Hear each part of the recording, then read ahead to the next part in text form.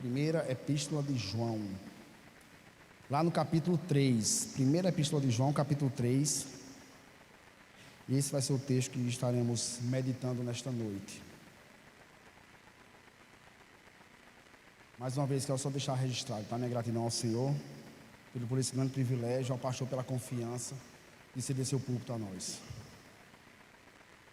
1 João capítulo 3, versículo de 1 a 3. Mas antes de fazermos a leitura, eu quero contar uma história, que na verdade é uma história que já foi contada aqui reiteradas vezes pelo próprio pastor, mas eu acho que fala muito, tem muito de lição para o que haveremos de ver nessa noite, tá bom? Essa história é contada, diz que acontece lá numa tribo chamada Cherokee, lá nos Estados Unidos, onde a passagem, um ritual de passagem da infância para a fase adulta dos jovens que estão lá. Como é que funciona esse ritual? O pai, ele pega o seu filho e conduz até a floresta, o meio da floresta, no finalzinho da tarde. Normalmente é uma floresta bem sombria, e nesse entrar na floresta, ele venda os olhos de seu filho.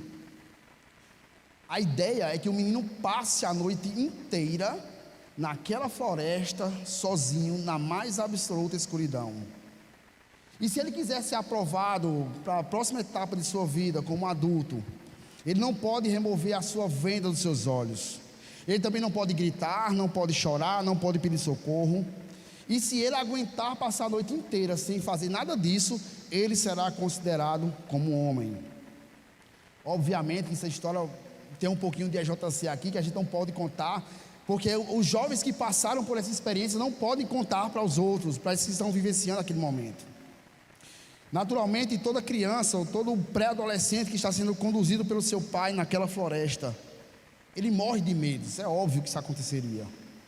Faz com que a sua audição possa ficar bem aguçada e ele escutar todo tipo de barulho, dos mais aterrorizantes aos mais simples. Os animais selvagens, eles podem estar por perto. Talvez os índios de uma tribo adversária encontrem aquela criança e o matem. Os insetos vão atormentá-lo. As cobras obviamente causam terror naquela criança. Tem fome, tem sede, tem frio. O vento bate, o sol estremece. Qualquer coisa que ele possa escutar, eu possa sentir, é uma grande ameaça para ele.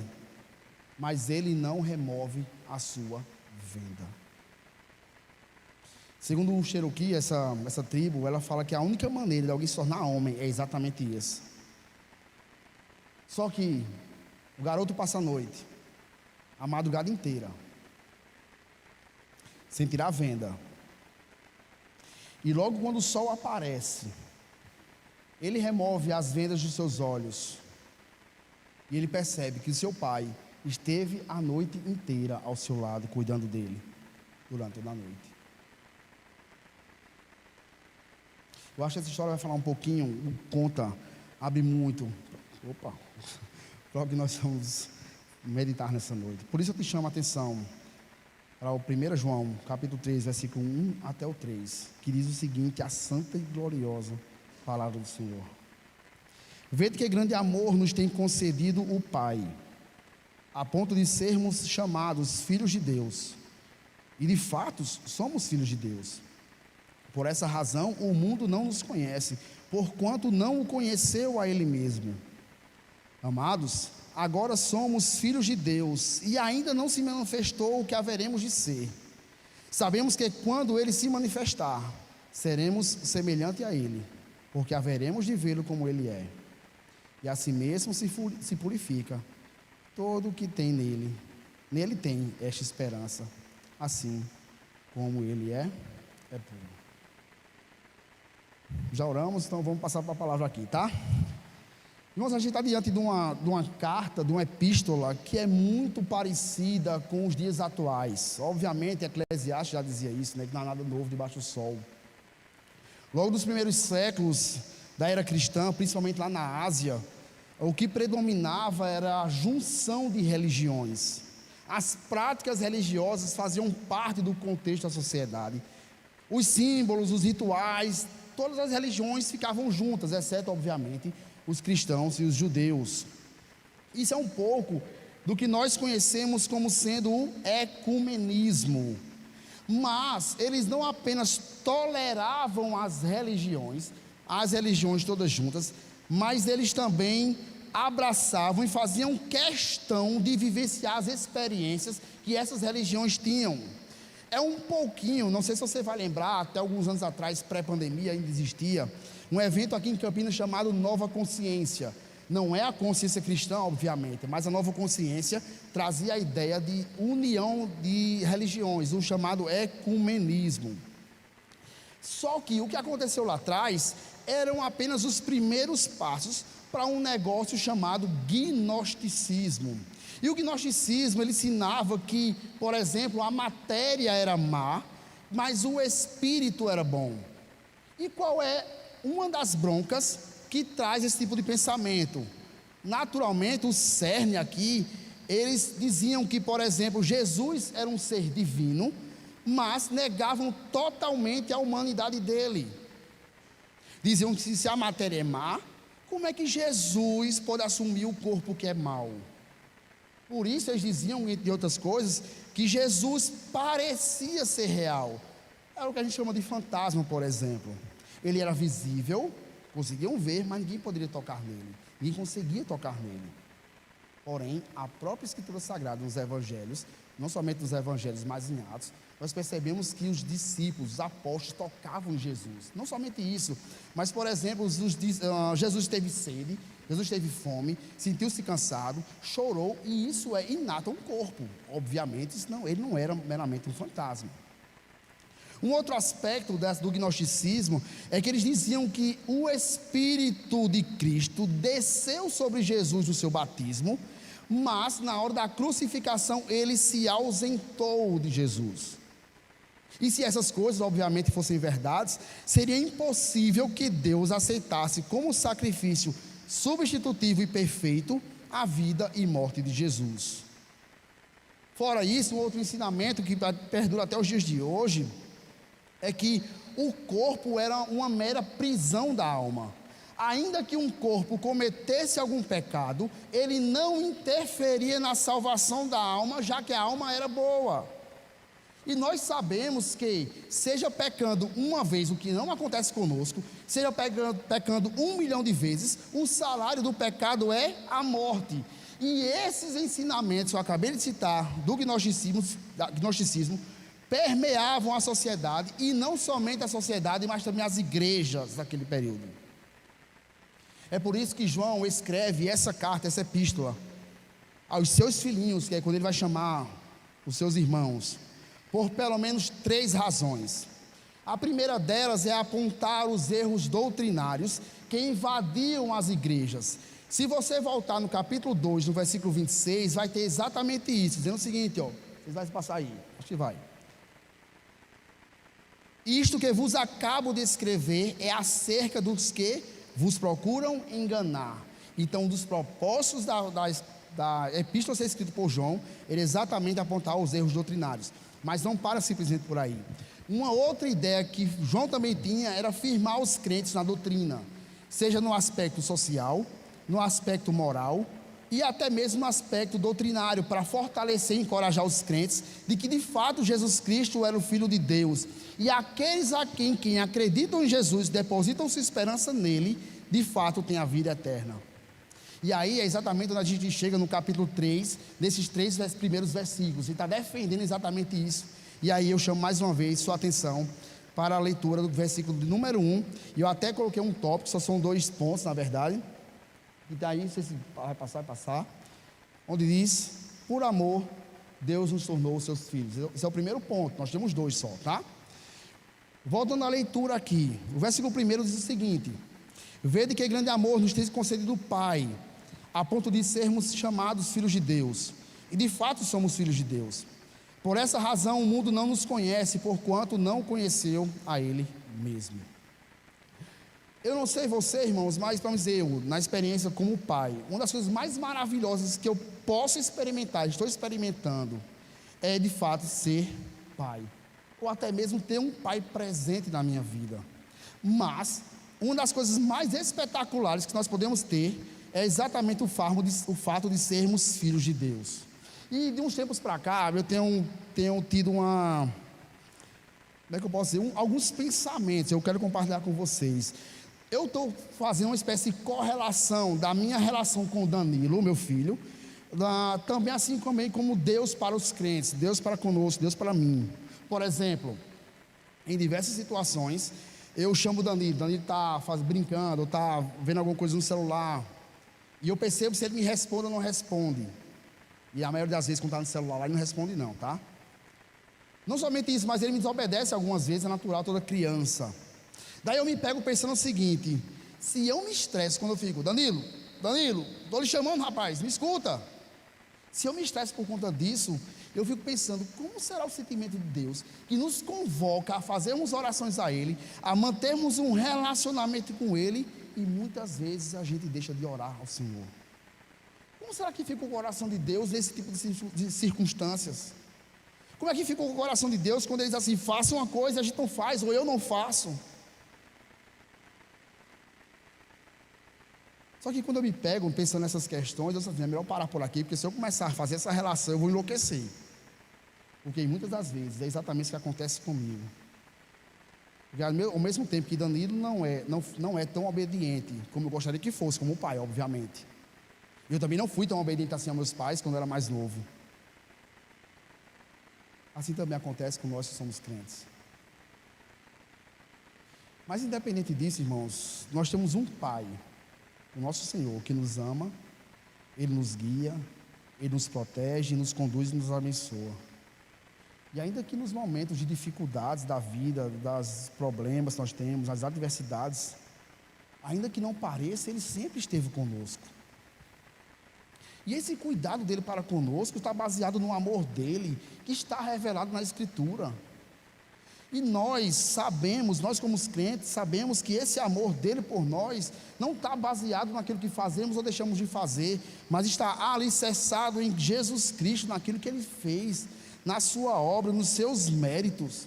É por isso que quando a gente vai lá para Romanos capítulo 8, até a gente fez a leitura de uma parte dele, quando a gente lê aquelas passagens, aquela parte que fala tribulação, angústia, perseguição, fome, nudez, perigo, espada, morte, vida, principados, coisas do presente e do porvir.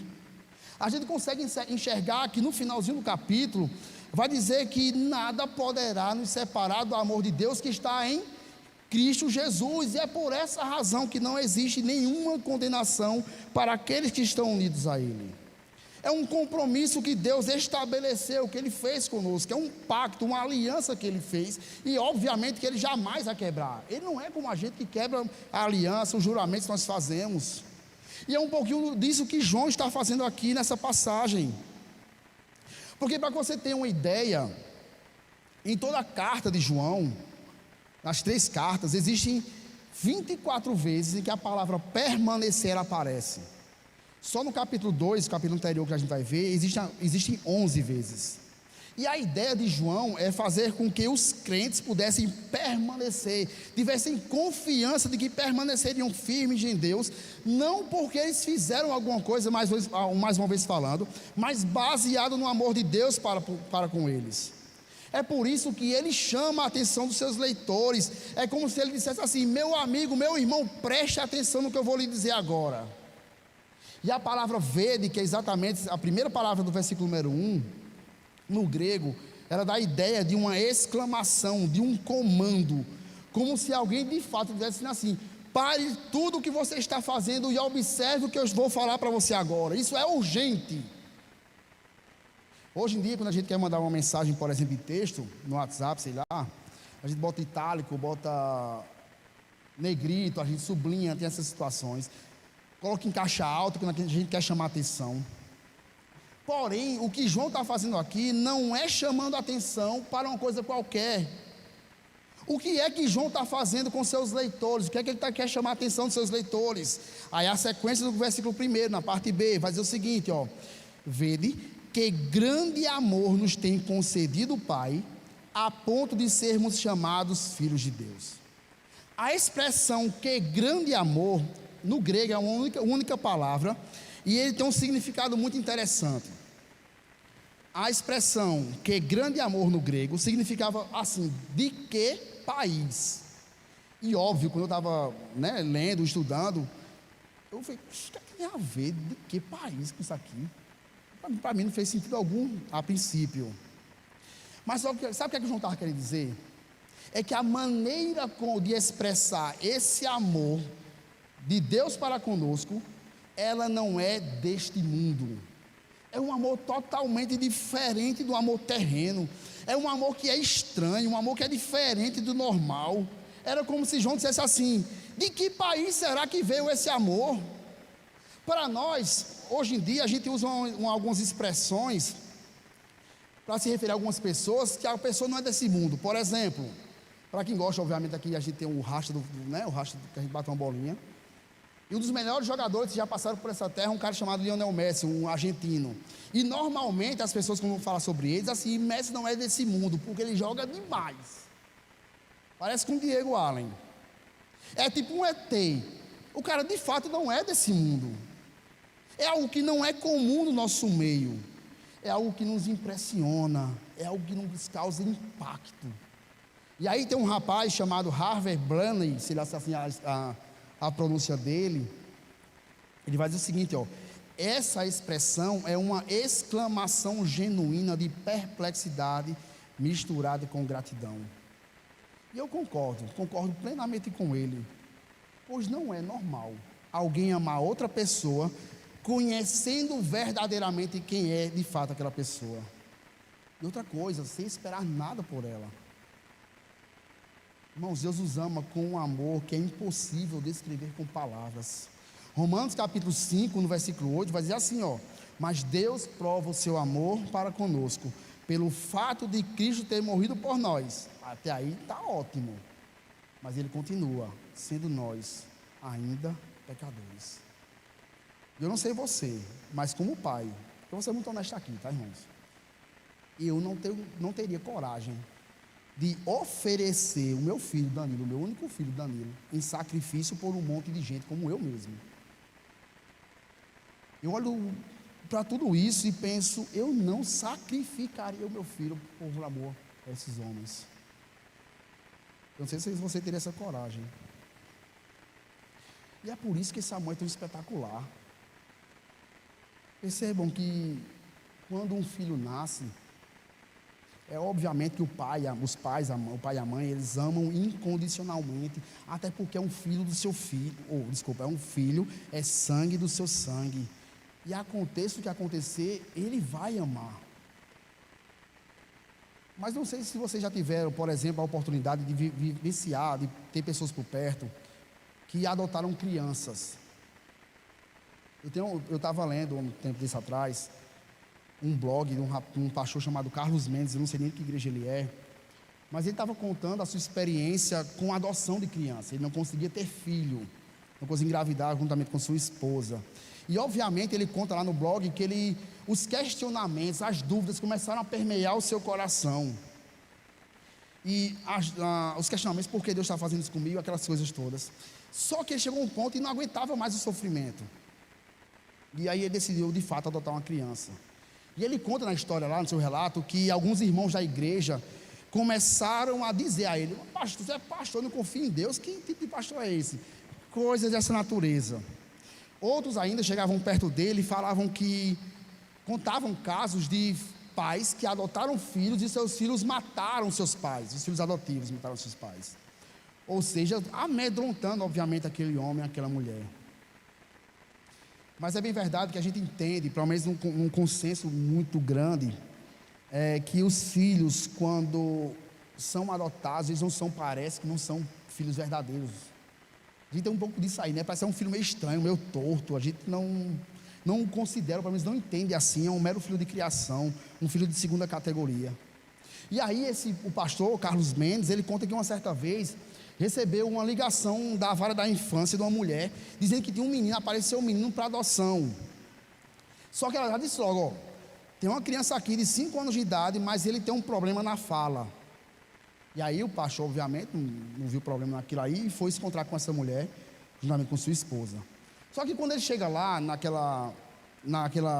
vara da infância, com a psicóloga, ela começou a relatar diversos outros problemas que ela tinha. Por exemplo, ele babava muito, ele usava fralda para uma criança de 5 anos, ele não falava direito.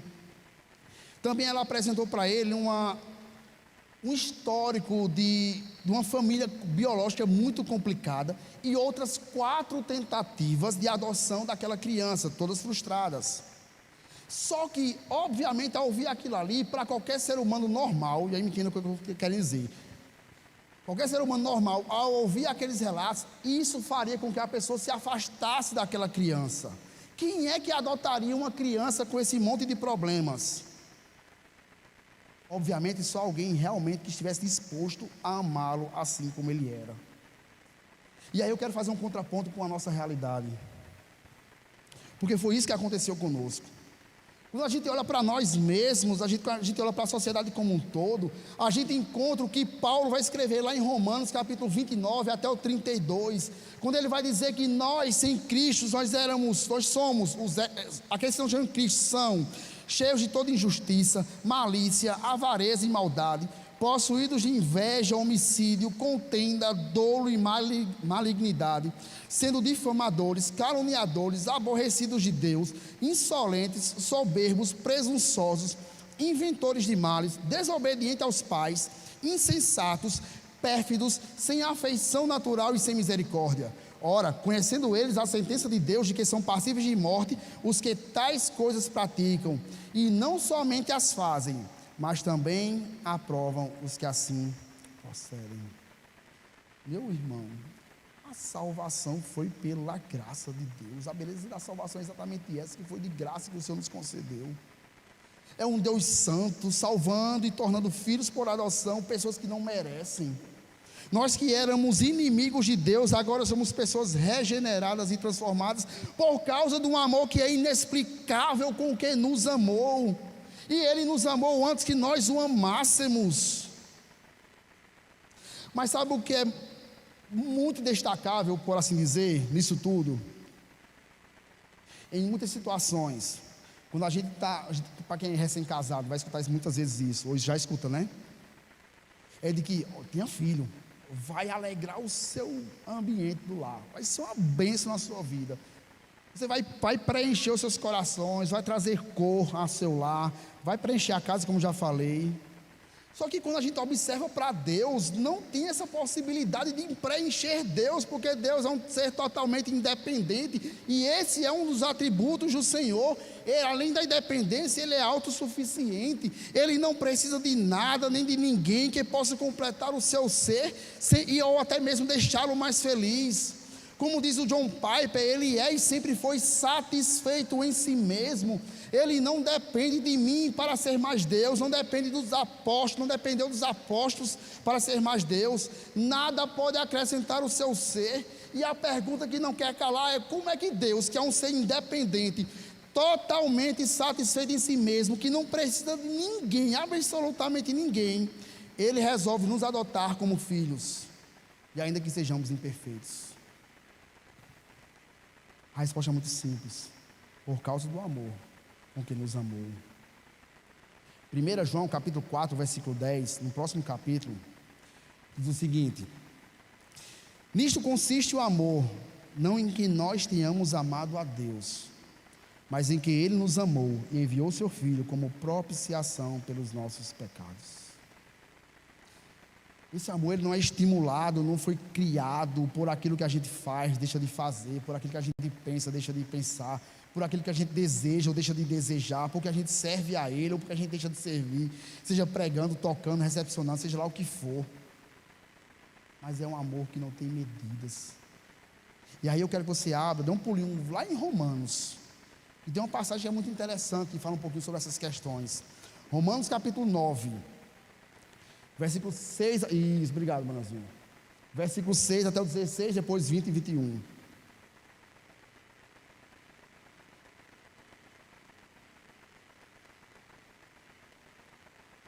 Romanos 6, 9, 6 a 16. Diz assim, ó: e não pensemos que a palavra de Deus haja falhado, porque nem todos os de Israel são de fato israelitas. Vamos só lembrar, eu costumo falar isso, mas não custa nada falar. Deus escolheu a nação de Israel para ser seu povo, mas nem todo mundo que estava naquele país era de fato o filho de Deus. Tá? É isso que está querendo dizer aqui. Nem todo mundo que fazia parte da nação de Israel de fato era convertido ao Senhor. Tá?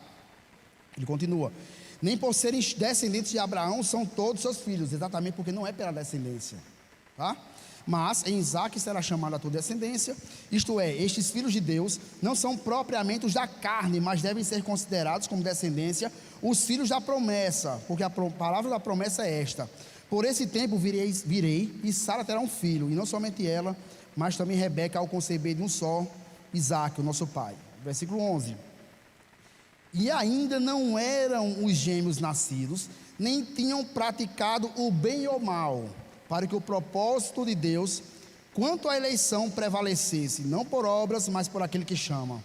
Já fora dito a ela: o mais velho será servo do mais moço. Já fora dito a ela: o mais velho será servo do mais moço, como está escrito: amei Jacó, porém me aborreci de Esaú.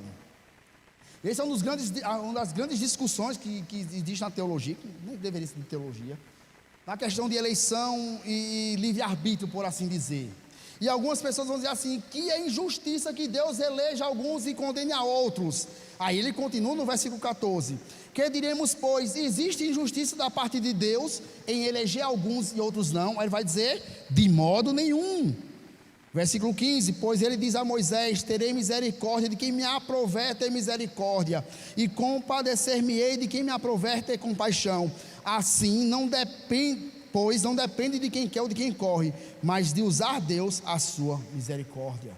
Pula para o versículo 20 e 21. Aí ele continua, dá uma remata aqui: quem és tu, ó homem, para discutires com Deus? Porventura pode o objeto perguntar a quem o fez: por que me fizeste assim? Ou não tem um oleiro direito sobre a massa, para do mesmo barro fazer um vaso para a honra e outro para a desonra? E aí, óbvio, quando foi que surgiu? Nós já vimos lá atrás, antes de nascerem, já foram eleitos. Mas Efésios capítulo 1, versículo 4 vai dizer: assim como nos escolheu nele antes da fundação do mundo, para sermos santos e irrepreensíveis perante ele e amor. E segue o texto. Irmãos, nós nos tornamos filhos de Deus porque graciosamente Ele nos amou sem que merecêssemos, e é uma honra sermos chamados filhos de Deus. E essa adoção que hoje nós podemos abraçar e ficar felizes por ela, mostra a grandeza da graça. E a adoção era uma prática muito recorrente lá no período romano. Alguém que era adotado por outra família perdia os direitos da antiga e assumia uma nova identidade naquela nova família. E o amor de Deus, ele é provado para nós pelo fato de ter nos adotado como filhos. E agora nós somos membros de sua família, herdeiros e co-herdeiros com Cristo, que é exatamente o nosso irmão primogênito. Tanto é que no versículo 1, na parte B, ele vai dizer: de fato somos filhos de Deus. Mas perceba que esse tipo de amor paternal da parte de Deus, ele é inexplicável humanamente falando. E no versículo 1, na parte C, ele vai dizer assim, ó: por essa razão o mundo não nos conhece, porquanto não o conheceu a ele mesmo. E essa expressão, o mundo não nos conhece, indica um sistema humano hostil que controla essa esfera terrestre. Por exemplo, quem não é filho por adoção de Deus pertence a esse mundo hostil. Os falsos mestres pertencem a esse mundo. Aquelas pessoas que não têm Deus como pai são sim do diabo. Eles são estranhos a Deus. E quando você percebe no Novo Testamento, uma das coisas que a gente vê de forma muito clara lá é que existe uma hostilidade aberta contra Deus. E se isso aconteceu com ele, com o próprio Cristo, por que não aconteceria conosco? Jesus já tinha predito que as autoridades religiosas haveriam de perseguir os seus filhos. Eles seriam expulsos das sinagogas, seriam presos, seriam mortos. E tudo isso, essas pessoas achando que estavam fazendo bem. Era o caso de Paulo. Paulo perseguiu os cristãos, dizendo que estava fazendo a coisa correta.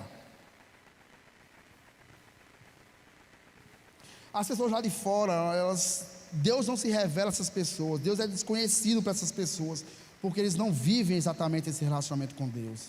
E é óbvio que é difícil para eles poderem entender como é que um povo que se diz crente, se diz filho de Deus, sofre tanto.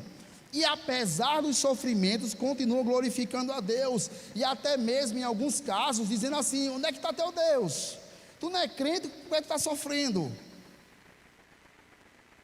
às vezes não conseguem entender que mesmo que tudo esteja dando errado aqui, nós somos protegidos pelo Senhor. E até mesmo nós não somos desse mundo. A gente está aqui de passagem, a gente é peregrino aqui. E esse tipo de sofrimento, esse tipo de circunstância, não acontece somente conosco, mas aconteceu com Jesus. É o que João, no Evangelho de João, capítulo 1, versículo 10, vai dizer: o verbo estava no mundo. O verbo estava no mundo. O mundo foi feito por intermédio dele, mas o mundo não o conheceu. Ele veio para os seus, e os seus não o receberam. O versículo número 2 diz assim: amados, agora somos filhos de Deus e ainda não se manifestou o que haveremos de ser. Sabemos que quando Ele se manifestar, seremos semelhantes a Ele, porque haveremos de vê-lo como Ele é. O que João está querendo dizer aqui é muito simples também. Para aqueles que nasceram de novo, para aqueles que foram transformados por Deus e já se tornaram filhos do Senhor, isso é um fato, mas isso ainda não é visível. O que nós somos aqui na terra ainda não está explícito para o mundo. E o que nós seremos ainda não aparece ainda de forma explícita para nós. E o que João está querendo dizer é que quando Cristo voltar, nós o veremos como Ele de fato é. Mas não apenas veremos, mas nós seremos como Ele. E a base da esperança que nós temos é exatamente essa, de que Ele haverá de voltar, mas em quem nós somos hoje. A nossa posição hoje é de unidos com Cristo, e quando Ele voltar, nós seremos manifestados com Ele, seremos conhecidos como Ele, semelhantes em glória, poder e honra, mas não iguais a Ele. Os nossos corpos serão glorificados assim como o dele é, preenchidos com vida, luz e bem-aventurança. E quando chegar esse bendito dia, aqueles que são semelhantes a Ele o verão como Ele é, cheio de amor, bondade, graça e beleza. É exatamente o que João está querendo dizer aqui. Mas eu quero destacar exatamente o versículo número 3, que é o meu segundo ponto, segundo e último ponto, que eu coloquei como: o filho é a cara do pai. Voltando a ler o versículo 3: e a si mesmo se purifica todo o que nele tem esta esperança, assim como ele é puro. A primeira coisa que me destacou, saltou aos olhos, é que esperança era que ele está falando. Nada mais é do que o retorno de Jesus, nosso irmão mais velho. E quando a gente fixa nossos olhos no retorno de Jesus, deve gerar em nós um desejo de sermos como ele é. Romanos capítulo 8, versículo 29, vai dizer que nós somos predestinados para sermos conformes à imagem do seu Filho, a fim de que ele seja o primogênito entre muitos irmãos. Ele é o nosso Senhor e nosso Salvador, mas não apenas isso, Ele é o padrão perfeito de uma vida santa.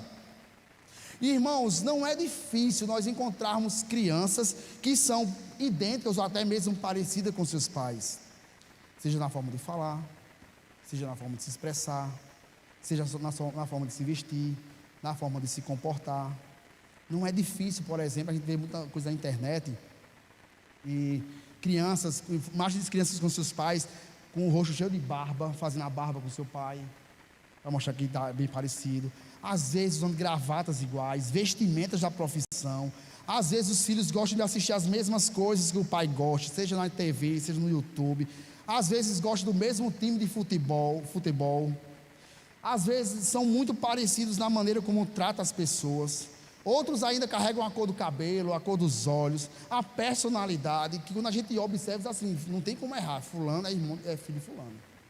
Teve uma situação há muitos anos atrás, que na família a gente sempre comenta, que chegou um rapaz lá, foi entregar, se não me engano, eram aqueles baldes de lixo bem antigão, que era de pneu. Eu não sei explicar exatamente. E meu pai não estava em casa, né? E o rapaz chegou lá para entregar esse negócio de lixo lá. E meu pai não estava, e a mãe ficou naquela, né? Não, não é aqui não, isso é aqui, né? E ela, não, não é, e é aqui. E aí Bruno passou, né? Meu irmão passou. Quando ele viu, ele disse assim: pronto, é um desse aí sendo grande. Porque era a cara, né? Bruno, a cara ainda permanece. É a cara de meu pai, exatamente quando era criança. O que acontece normalmente é que os filhos são a expressão dos seus pais. E qual é o atributo que a gente encontra exatamente aqui no versículo número 3? Pureza e santidade. Porém, só para fazer um adendo aqui, quando João está dizendo assim, ó, a si mesmo se purifica, ele não está jogando meramente a responsabilidade em nós da santificação, como se dissesse assim, ó, a santificação depende única e exclusivamente de vocês. O que ele está querendo dizer é o seguinte, ó, no processo de santificação nós precisamos fazer a nossa parte de nos parecermos com Deus, porque nós já fomos salvos, nós somos seus filhos, e nós não nos santificamos para sermos salvos. Isso aqui é comum aqui na igreja, a gente comentar essas questões. A gente não se santifica para ser salvo, nós nos santificamos porque fomos salvos. E nesse processo de santificação aqui nessa terra, algumas coisas são pertinentes a serem destacadas, eu gostaria de destacar aqui. Vamos observar aqui nesse processo de santificação, algumas coisas devem ser destacadas na vida de um crente. Por exemplo, um cristão verdadeiro é alguém que ama a Jesus. E nós, quando fomos alcançados pela graça, a primeira coisa que muda em nossas vidas é a percepção de quem Ele é. Se antes pensávamos que era um homem muito bom, ou até mesmo muito distante de nós, hoje o verdadeiro cristão entende que tem prazer em buscar ser mais parecido com Jesus, mas não simplesmente com palavras, mas de vida em união para com Ele. Alguém que também desenvolve a sua santificação é alguém que odeia o pecado. E alguém, quando é transformado ou foi transformado por Deus, e ele percebe a sua real situação, ele odeia tudo aquilo que o Senhor odeia, ou tudo aquilo que levou Jesus a sofrer o que sofreu. E óbvio, ele não vai ter prazer em fazer coisas que Deus de fato abomina.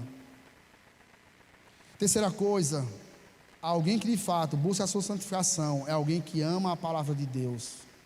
E o Jonathan Edwards, ele vai dizer que não é uma mera apreciação literária, mas é como se fosse um prato de comida que você precisa daquilo ali para se satisfazer. É uma fome, é um desejo, um zelo.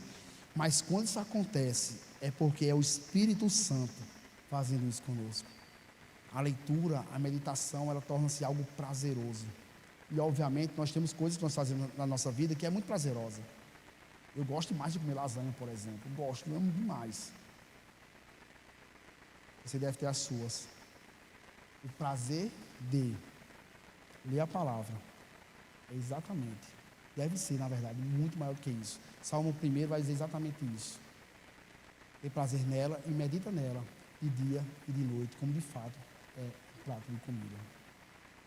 Quarto ponto, alguém que de fato foi transformado por Deus e quer se santificar, é alguém que ama a verdade.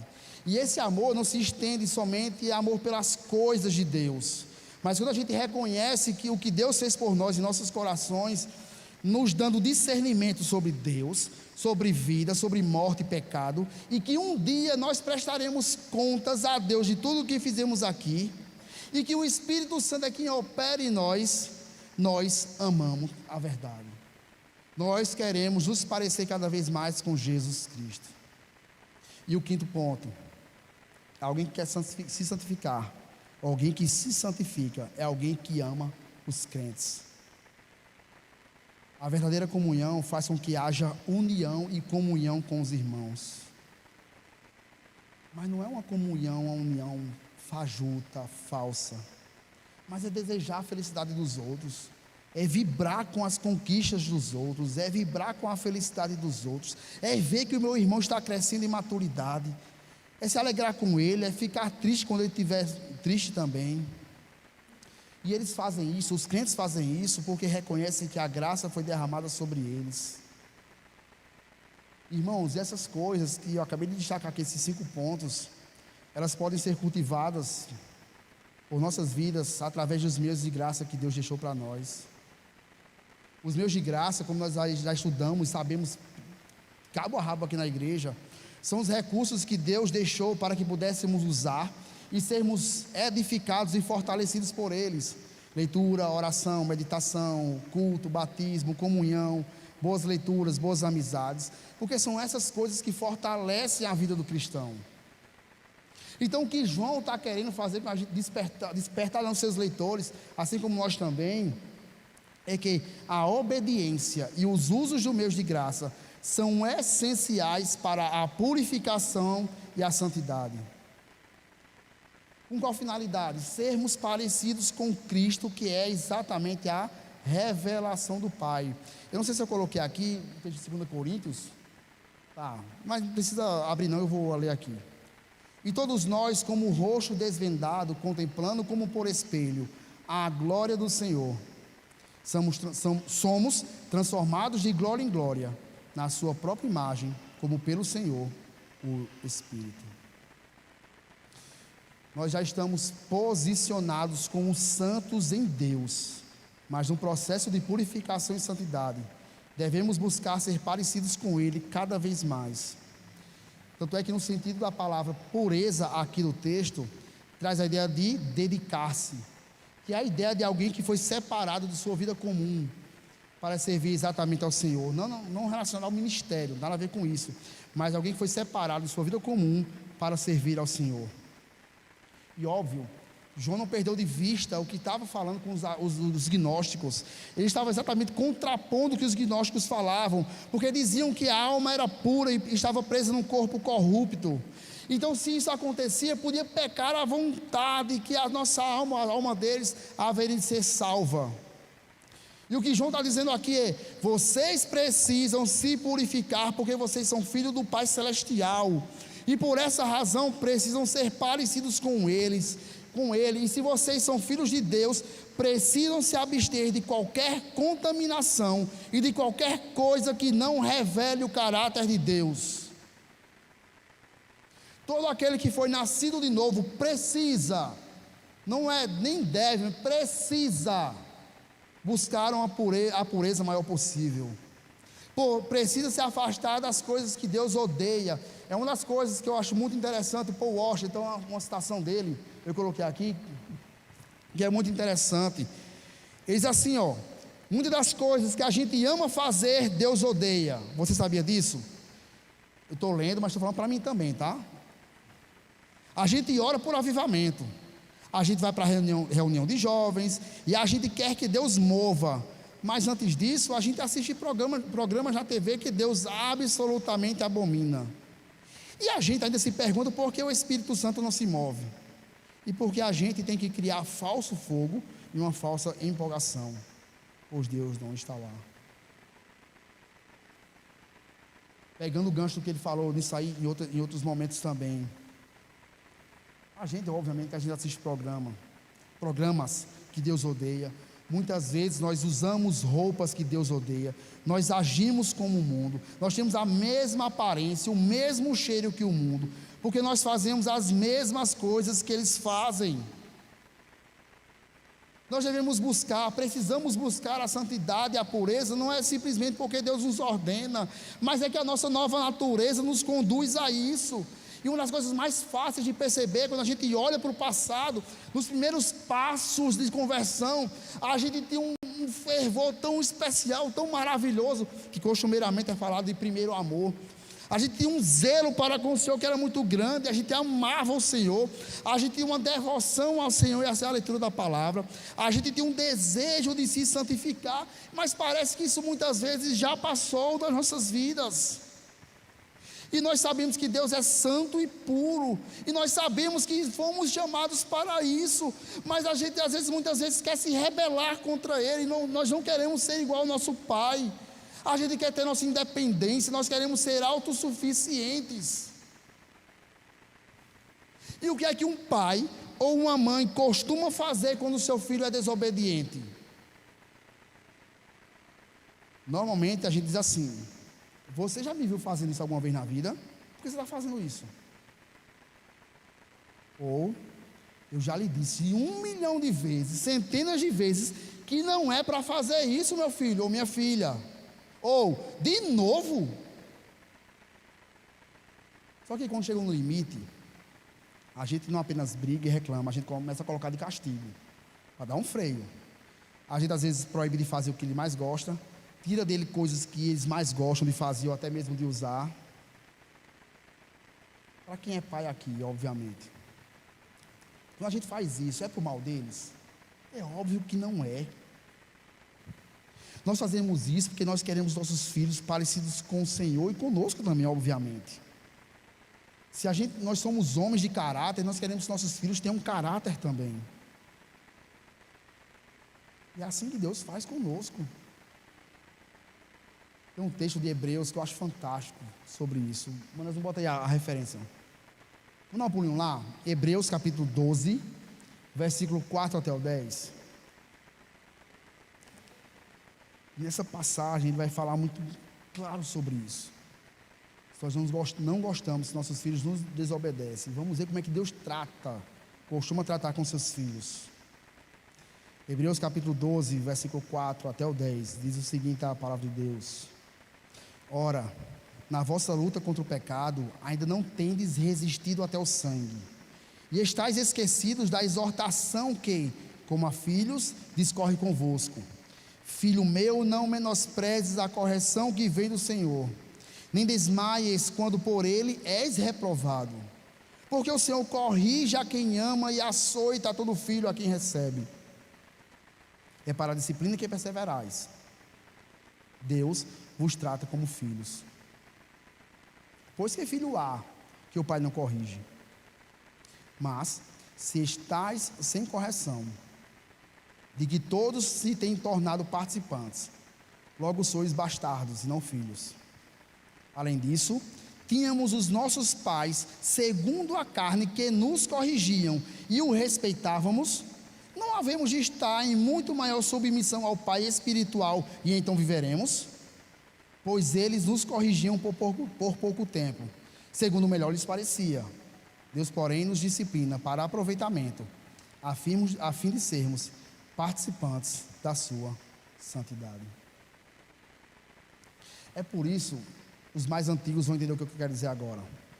Que quando a gente olha para o passado, quando a gente era criança, quando a gente era adolescente, a gente até agradece a Deus pela criação, pela educação um pouco mais rígida que tivemos.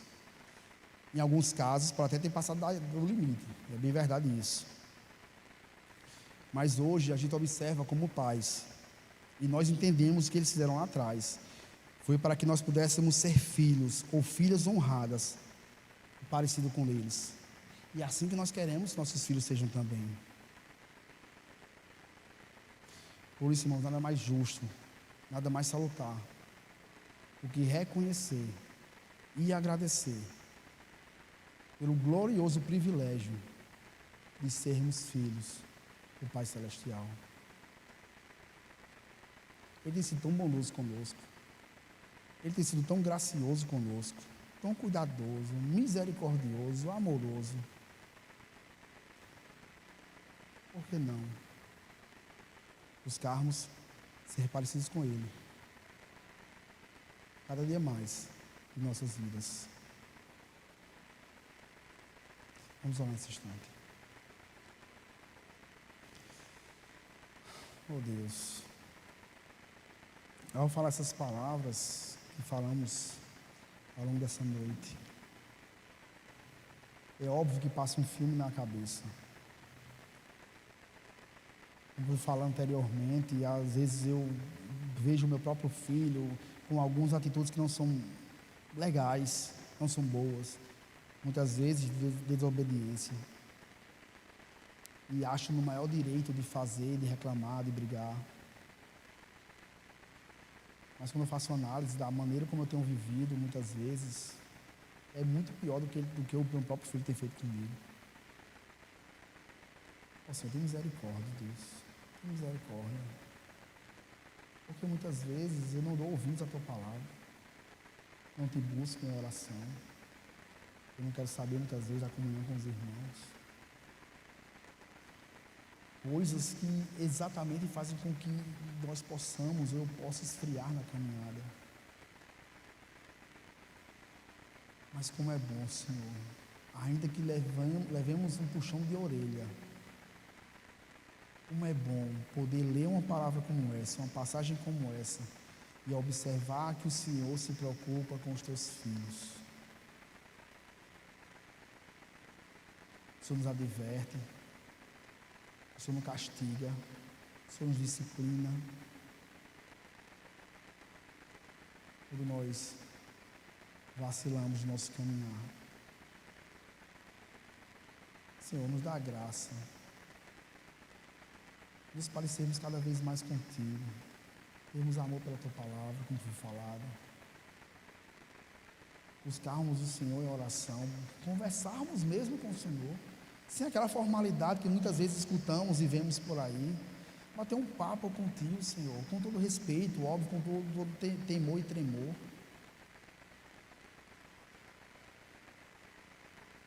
Nos ajuda, Senhor, nos ajuda. Essa tarefa não é fácil. Não tem sido fácil, Senhor. As adversidades, os problemas, elas nos permeiam, nos entristecem, nos decepcionam. Fazem com que muitas vezes nós esqueçamos exatamente de exortações como essa. Nos ajude, Senhor. Eu peço com muita humildade. Vou começar de mim. Faça isso para a glória do teu próprio nome, Senhor. E a edificação do teu povo. Senhor, eu quero te orar e te agradecer. Em nome de Jesus.